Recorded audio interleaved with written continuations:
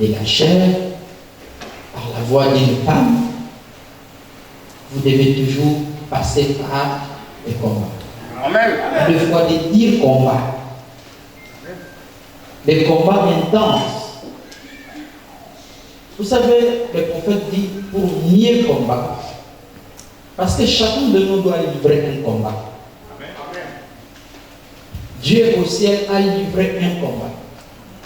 L'ennemi farouche de Dieu, c'était Lucifer. C'est le nom connu de Satan. Amen. Lucifer veut dire l'ange des lumières. Il était tellement ami de Dieu, proche de Dieu. La personne que Dieu faisait confiance. Dieu ne pouvait rien faire sans que Satan soit au courant. Amen. La seule ou les seules personnes qui connaissaient le secret de Dieu, c'était Lucifer. Amen. La seule secret que Satan ne connaissait pas de la part de Dieu, c'était le secret de la création. Amen. Mais le reste de Satan connaissait. Et Satan connaît même la parole de Genèse Apocalypse. Amen. Alors je disais, pour mieux combattre, vous devez connaître premièrement votre adversaire. Connaître la personne à qui vous avez affaire. Amen. Savoir quelles sont les armes que cette personne utilise. Quels sont les atouts que cette personne a. Amen. C'est pourquoi le prophète dit un véritable boxeur professionnel. Amen. Quand il veut affronter son adversaire, il doit d'abord faire l'étude sur son adversaire. Amen. Savoir quels sont ses points forts, quels sont ses points faibles. Amen. C'est un adversaire qui est gaucher. Il frappe mieux à gauche ou à droite. Amen. Il doit faire l'étude sur ça. Vous ne pouvez pas aller combattre votre adversaire si vous ne connaissez pas ses points faibles, ses points forts. Il va vous battre. Amen. Il va vous écraser. Amen. Il va dominer sur vous. Parce que vous avez brisé certains principes de ne pas étudier votre adversaire. Alors, bien aimé dans le Seigneur, l'adversaire de tous les chrétiens, c'est Satan. Amen. C'est Satan qui est notre adversaire. C'est lui. Il a commencé à combattre Dieu depuis les siècles. C'est pourquoi la Bible dit malheur à la terre, car l'homme le plus méchant est descendu. Malheur à la terre parce que l'homme le plus méchant est descendu. C'était qui l'homme le plus méchant? C'est le diable. Le diable est ruseux, il est malin. Lui, qui est aussi notre adversaire, lui qui nous combat, il ne vient pas nous combattre seul. Il étudie d'abord nos points faibles. Il étudie d'abord, lui, Satan, avant de venir vous combattre. Le diable va toujours vous attaquer du côté où vous êtes faible. Je ne sais pas si vous me faites comprendre. Est-ce que je me fais comprendre? C'est pourquoi vous allez remarquer quand il est allé auprès d'Ève. Ève, Dieu lui avait donné une loi. Parce qu'il y avait deux arbres dans le jardin. Il y avait l'arbre de la vie et l'arbre de la mort. C'était la pire parole. Satan connaissait que Ève et Adam obéissaient à la parole. Alors quand Satan est venu, il n'est pas venu avec un autre discours. Il est venu toujours avec la parole. Mais simplement, il a mal interprété la parole. Il a mal placé la parole. Tout ce que Satan disait, c'était la parole. Parce qu'il savait que Adam et Ève croyaient à la parole. Il pouvait poser la question, Dieu vous a-t-il dit de ne pas toucher à cet arbre? Ils ont dit certainement, il nous a dit. Il dit oui, Dieu a raison. Il sait que le jour où vous en toucherez, vous deviendrez comme lui, connaissant le bien et le mal. Certainement, il avait raison, parce que derrière l'arbre de la vie, il y avait le bien et le mal. Mais ce qui devait le rattraper, ce n'était pas le bien, c'était le mal, c'était la mort. Et Satan dit, vous connaîtrez le bien et le mal. Vous savez, Satan a pris une partie de la parole. Il a présenté. Il n'est pas venu avec un autre discours. Il a enchaîné sur ce que Dieu avait déjà dit. Donc je disais, votre ennemi viendra toujours vous combattre du côté où vous êtes faible. Il viendra toujours saisir le point où vous êtes faible. Bien-aimés dans le Seigneur, la Bible dit ceci dans le livre de Jean, chapitre 10, au verset 10. Il dit, le voleur vient pour dérober, pour détruire. Mais c'est qui réellement les voleurs? Les voleurs, c'est le malin. Il vient pour détruire. Il ne vient pas pour rassembler. Il ne vient pas pour arranger. Mais il vient pour détruire. Détruire qui? Le voleur ne détruira pas quelqu'un qui n'a pas quelque chose. Pour que le voleur entre dans votre maison, il doit être sûr que vous avez quelque chose. Quand on vous braque, on doit être sûr que vous tenez quelque chose. Vous ne pouvez pas être comme ça sans rien à la main. Le voleur vient vous braquer. Non. Il faut qu'il trouve quelque chose qui l'intéresse. Alors le diable ne vient pas vous combattre si vous n'avez pas quelque chose. Il faut que le diable se rassure que vous avez quelque chose, parce que c'est la chose-là qu'il lui cherche. Est-ce que quelqu'un peut dire amen? Donc bien aimé dans le Seigneur, si aujourd'hui vous êtes combattu, vous devez savoir qu'il y a quelque chose qu'on cherche en vous. Il y a quelque chose qu'on cherche à vous. Amen. Alors, 2 Corinthiens chapitre, rapidement, 2 Corinthiens chapitre 10 au verset 3 jusqu'au verset 5. Que dit la Bible? 2 Corinthiens chapitre 5, 2 Corinthiens chapitre 10, autant pour moi, verset 3 à 5. La Bible dit 3 à 5, rapidement. Si nous marchons dans la chair, nous ne combattons pas selon la chair. Car les armes avec lesquelles nous combattons ne sont pas charnelles, mais elles sont puissantes par la vertu de Dieu pour renverser des forteresses. Si nous combattons dans la chair, il y a le combat de la chair et le combat de l'esprit. Je vous explique. Dans le combat de la chair, il y a 3 choses que vous pouvez avoir. Dans le combat de la chair, nous avons les vainqueurs et le perdant. Mais ça s'arrête là. Ça s'arrête pas là. Il y a aussi le nul. Amen. Ça c'est le combat de la chair. C'est-à-dire, quand 2 boxeurs se battent, il y a un vainqueur. S'il n'y a pas un vainqueur, s'il y a un vainqueur, ce qui veut dire qu'il y a un perdant. Amen. Soit les deux ont la même force. Vous voyez qu'il y a 3 choses, non? Le vainqueur, le perdant, soit nul. Mais le combat de l'esprit, il y a 2 choses seulement. Il y a le vainqueur et le perdant.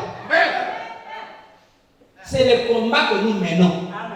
Parce que ce combat n'est pas le combat de la chair. C'est le combat de l'esprit.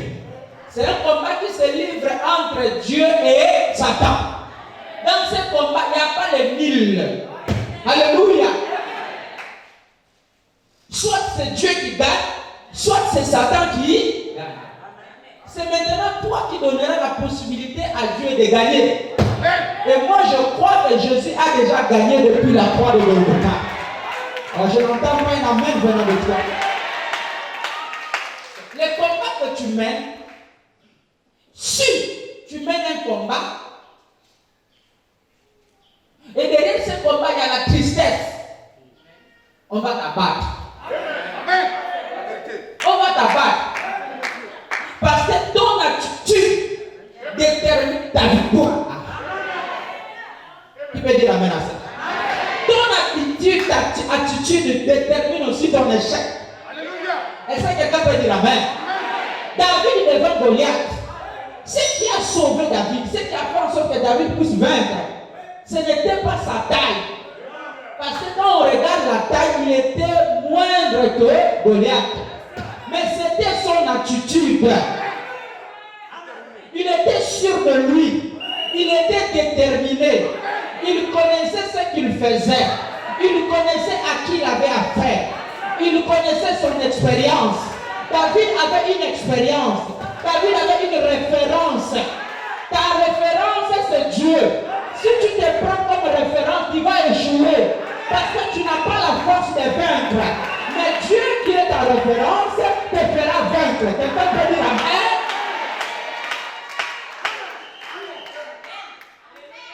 C'est ça. David a dit, moi j'ai déjà combattu et j'ai vaincu. Je suis un ancien vainqueur. J'ai déchiré les lions.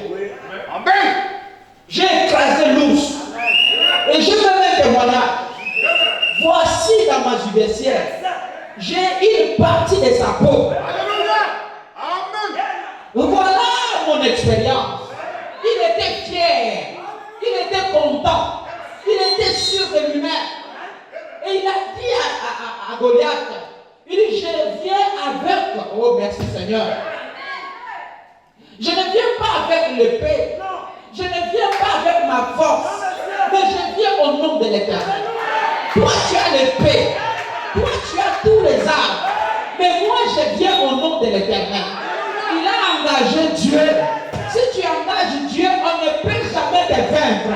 On ne vaincra jamais Dieu. Le jour où Dieu, c'est que le monde est fini. Il est invaincu. Il est invaincu. Qui peut le vaincre? Même l'enfer ne peut pas le vaincre. Même les démons ne peuvent pas le vaincre. Même les sorciers ne peuvent pas le vaincre. Et David savait à qui il avait affaire. David savait qui était à côté de lui. David savait son espoir était reposé sur quoi. David savait la chose qu'il cherchait. Il savait. Il était sûr. Le combat. Toi, tu penses que ton combat dépasse le combat des autres? Non. Chacun a la dimension de son combat. Ça dépend de ce que Dieu a mis en toi. Quelqu'un peut dire amen à ça? Quelqu'un peut dire amen? Plus ton combat est fort, plus ta bénédiction est grande. Plus tu es secoué, plus tu seras assidu. C'est ça la loi et les prophètes. Quelqu'un peut dire amen à cela? Jean chapitre 16 au verset 33.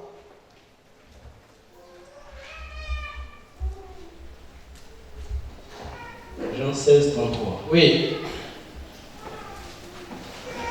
Je vous ai dit ces choses. Je vous ai dit ces choses. Afin que vous ayez la paix en moi. Afin que vous ayez la paix en moi. Vous aurez des tribulations dans le monde. Vous voyez? Vous aurez les combats dans le monde. Remplacez les tribulations par les combats. Amen. Vous aurez des combats dans le monde. Vous aurez des combats dans le monde. Mais vous prenez courage. Vous prenez courage. J'ai vaincu le monde. Amen. Il vous a dit, vous aurez des combats. On vous combattra. Mais prenez courage. Il a dit, affaiblissez-vous. Il a dit, restez assis. Il dit, restez, n'est-ce pas, sans rien faire. Prenez courage. Dis à ton voisin, prends courage. Plus fort. Encore. Pour la dernière fois.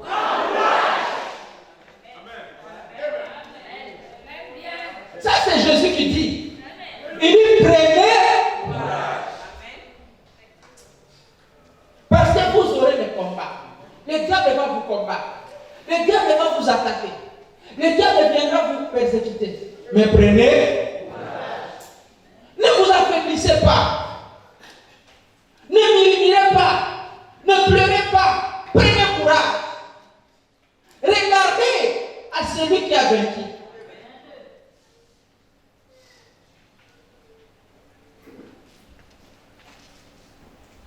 Alléluia.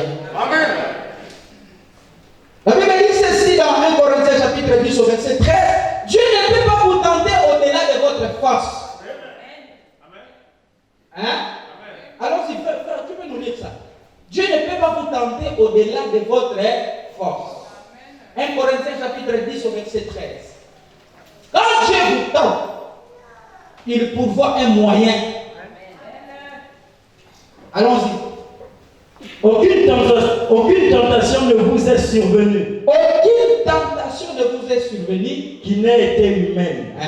Et Dieu, qui est fidèle, ne permettra pas que vous soyez tentés au-delà de vos forces. Est-ce que quelqu'un peut dire amen? Je n'entends pas ton amen. Allons-y. Mais avec la tentation, il préparera aussi le moyen d'en sortir. Avec les combats que vous menez, il préparera un moyen d'en sortir. Il a déjà créé un moyen. Il sait déjà que tu es en train de passer par des tirs épreuves. Il sait déjà que tu es en train de te combattre. Tu es en train d'être combattu. Mais il pourvoit un moyen. Ce n'est pas vous qui allez pourvoir le moyen. Oh merci Seigneur. Ce n'est pas votre combat. Alléluia. Mais quelqu'un est en train de combattre pour vous. Il pourvoit un moyen pour vous en sortir. Afin que vous puissiez la supporter. Afin que vous puissiez la supporter. Dieu pourvoit un moyen. Dieu combat pour les saints, dit la Bible. Et quand Dieu combat pour les saints ont toujours la victoire.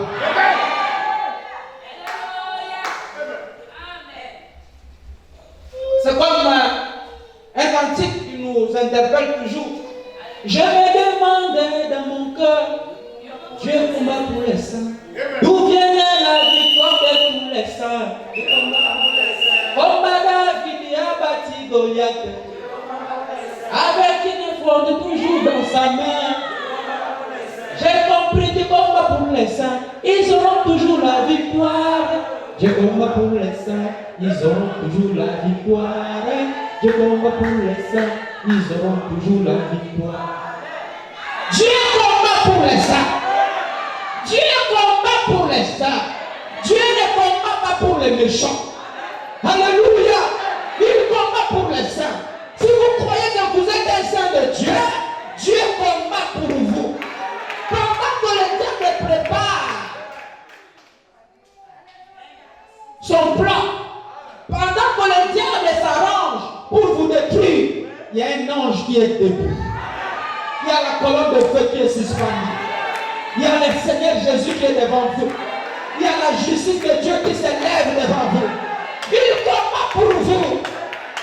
Le diable ne vous détruira pas. Le diable ne vous écrasera pas. Shadrach, Meshach, Abednego, les trois Hébreux, ils étaient combattus en Babylone avec le roi. Le roi les combattait. La doctrine les obligeait d'adorer le faux Dieu. Ils ont dit, nous n'adorerons pas votre Dieu.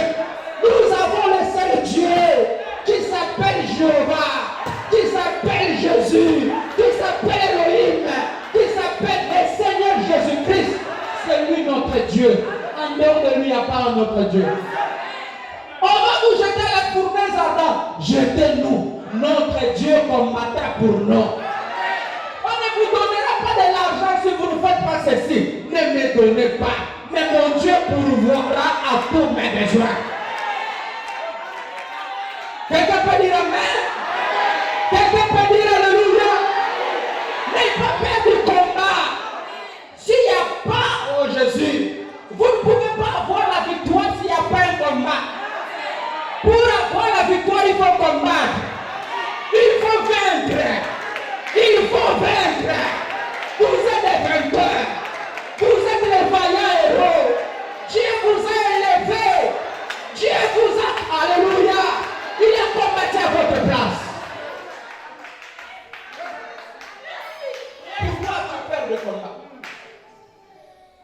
Pourquoi tu perds le combat? Hein? Deutéronome chapitre 28 au verset 7. Deutéronome chapitre 28 au verset 7.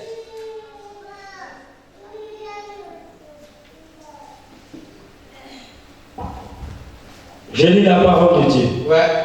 L'Éternel te donnera la victoire sur tes ennemis. L'Éternel te donnera La Est-ce que vous victoire. entendez? Est-ce que quelqu'un entend? Est-ce que quelqu'un comprend? L'Éternel te donnera quoi? La victoire sur tes ennemis. La quoi? La victoire. On reçoit la victoire après quoi? Après quoi? L'Éternel te donnera la victoire sur tes ennemis. Allons-y, frère. Qui se lèveront contre toi. Qui se lèveront contre toi? Ils sortiront contre toi par un seul chemin. Ils sortiront contre toi par un seul chemin. Et ils s'enfuiront devant toi par 7 chemins. Aïe, aïe. Les gens qui viendront te combattre, peu importe leur nom, ils viendront par un seul chemin. Mais Dieu permettra 7 autres chemins. Les chemins de fuite. Qui peut dire amen à cela? Alléluia. Alléluia. Le premier dit ceci dans alors Jésus vient et il appela. Paragraphe 111. Nous voyons ici que Moïse était coincé là-bas et que le Christ est descendu. Or la Bible dit que Moïse regardait l'opprobre de Christ comme une richesse plus grande que les trésors de l'Égypte. Hein? L'opprobre de Christ était l'onction. Et l'opprobre de Christ était quoi? L'onction. L'opprobre de Christ était le logos qui était sorti de Dieu, l'ange. Tous les lecteurs de la Bible savent que cet ange était Christ. Il était là dans le désert. Alléluia. Pendant que Israël souffrait, pendant que Israël ne savait pas quoi faire, pendant que le peuple était en captivité, Dieu préparait un homme. Alléluia. 400 ans d'esclavagisme. Le peuple ne savait pas quoi faire. Il était sous le joug de Pharaon, sous l'emprise de Pharaon. Mais Dieu a trouvé un homme selon son cœur qui était Moïse. Mais Moïse a grandi, oh Jésus, dans le palais royal. Dieu savait le travail de Moïse. Dieu savait qui Moïse devait affronter. Moïse devait savoir la stratégie de Pharaon. Moïse devait savoir qui est réellement Pharaon. Moïse devait savoir, oh, la sagesse de Dieu dépasse la sagesse humaine. La sagesse de Dieu est plus grande que toute chose. Dieu a permis en sorte que, alléluia, Moïse grandisse dans la maison de Dieu a permis en sorte que Moïse sache tous les armes que Pharaon utilise pour libérer son peuple. Les ennemis viendront par un seul chemin, mais ils fuiront par combien? Combien? 7 chemins. Merci Seigneur. Luc chapitre 10 au verset 19, que dit la Bible?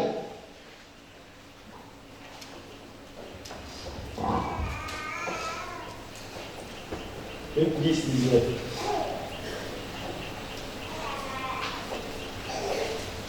Voici, je vous ai donné le pouvoir de marcher sur les serpents et les Je chats. vous ai donné le pouvoir. Je vous ai donné Le pouvoir. le pouvoir. Est-ce que quelqu'un a le pouvoir ici? Amen. Vous l'avez reçu auprès de qui? Répondez-moi. Auprès de qui? Amen. Voici, je vous ai donné le pouvoir. Quelque chose qui sort de la bouche de Dieu. Ne rentrez pas en lui sans avoir accompli la mission à laquelle elle a été prononcée. Il dit, voici, je vous ai donné le pouvoir. Mais c'est une parole que tu dois arracher. J'ai le pouvoir. Ça ne vient pas de mes parents. Ça vient de Dieu. Ça vient de Jésus. Ce pouvoir, je le reçois. Je le reçois parce que je suis le fils d'Abraham. Tu le reçois parce que tu es la fille d'Abraham. Je m'entends que tu te dis alléluia. Voici, je vous ai donné le pouvoir. Donc, si l'ennemi domine sur vous, c'est que vous n'avez pas le pouvoir. Vous n'en avez pas parce que vous ne voulez pas la recevoir. Il nous a donné ça par la parole. Et moi, je le reçois par la parole. Je reçois le pouvoir de marcher sur les serpents, de marcher sur la puissance dominative. Voici, je vous ai donné le pouvoir. Continue. De marcher sur les serpents et les scorpions. Oui. Et sur toute la puissance de l'ennemi. Sur toute la puissance. Sur des paroles maudites. Sur des paroles négatives. Sur des paroles de maladies. Je vous ai donné tout le pouvoir. C'est que même au ciel, il n'y a plus le pouvoir. Le pouvoir est à parce qu'il nous a donné. Nous devons marcher sur les serpents. Les serpents, ce sont les esprits. Les serpents, ce sont les choses qui vous dérangent. Ce sont des maladies qui vous dérangent. Dieu vous a donné le pouvoir d'écraser ces choses, de dominer ces choses, de piétiner ces choses. Quelqu'un peut dire amen. Donnez-moi un amen encore. Je vais entendre un dans ta main. Je vais entendre un amen fort. Crie fort, amen. Tu as le pouvoir. Tu n'es pas n'importe qui. Tu n'es pas assis là pour regarder les autres. Tu n'es pas né pour accompagner les autres. Tu n'es pas fait pour être derrière les gens. Mais tu as le pouvoir de Jésus. Tu as le don de dominer. Tu as le don d'écraser. Tu as le pouvoir de briser tout ce qui vient sur ton chemin. Oh, j'enseigne. J'entends quelqu'un dire, c'est moi, je reçois le pouvoir. Je vais entendre quelqu'un dire, je reçois. Je vais entendre quelqu'un dire, j'arrache le pouvoir. Je vais entendre quelqu'un dire, c'est ma promesse. Je vais entendre quelqu'un dire, c'est ma force.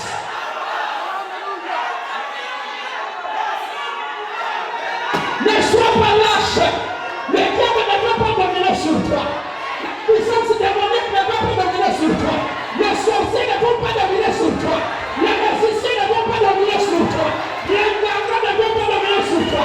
La maladie non plus ne dominera pas sur toi. Refuse la maladie. Refuse la force de l'ennemi. Refuse la puissance démoniaque. Refuse tout ce qui est diabolique.